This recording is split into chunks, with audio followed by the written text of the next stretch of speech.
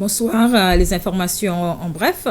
Les proches des feux Michael Hoffman et Sonny Elizabeth ont accepté de pardonner aux deux auteurs responsables de leur mort.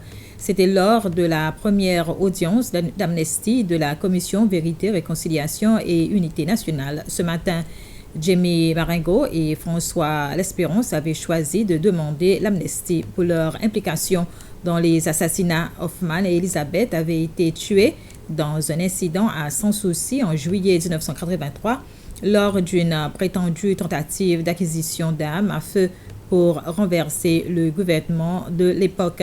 Une autre personne, Brian Victor, avait été sérieusement agressé.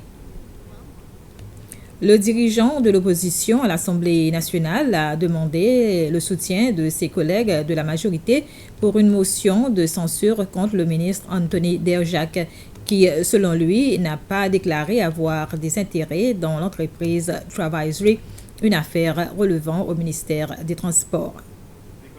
Il a dit son intention de déposer une motion de censure contre le ministre conformément à la Constitution.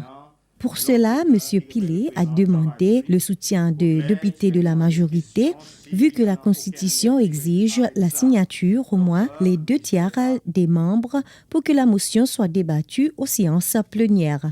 Dans un autre matter of privilege, un autre député US, Wallace Costro, a soulevé la question de l'exploitation de l'avenir à la digue qu'il a dit ne pas fonctionner comme prévu. Il a ajouté que, d'après la réponse du ministre de l'Investissement, ses prérogatives avaient été violées.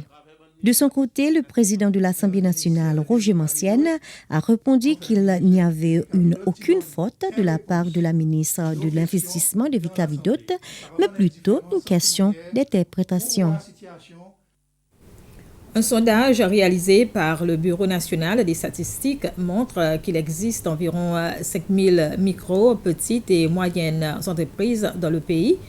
Cependant, la ministre de l'Investissement, de l'Entrepreneuriat et de l'Industrie, Devika Vidot, affirme que les statistiques sur ce secteur ne sont pas centralisées, mais dispersées à travers plusieurs entités. Elle répondait aux questions du chef de l'opposition à l'Assemblée, Sébastien Pillet, sur le nombre de ces entreprises, sur les difficultés auxquelles elles sont confrontées et combien d'entre elles ont cessé leurs activités au cours des 19 derniers mois.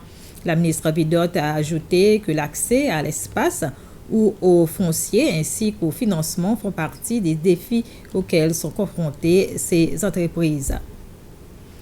Le nouvel ambassadeur du Japon aux Seychelles a présenté sa lettre de créance au président Ramkalawan ce matin à State House. Après la présentation de la lettre de créance, le diplomate Ken Okaniwa et le président se sont entretenus sur les sujets d'actualité préoccupants du monde.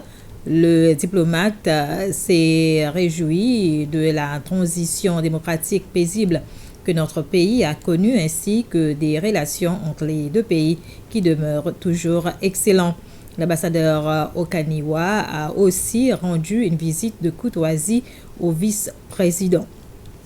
C'était les informations en bref. Merci de votre attention.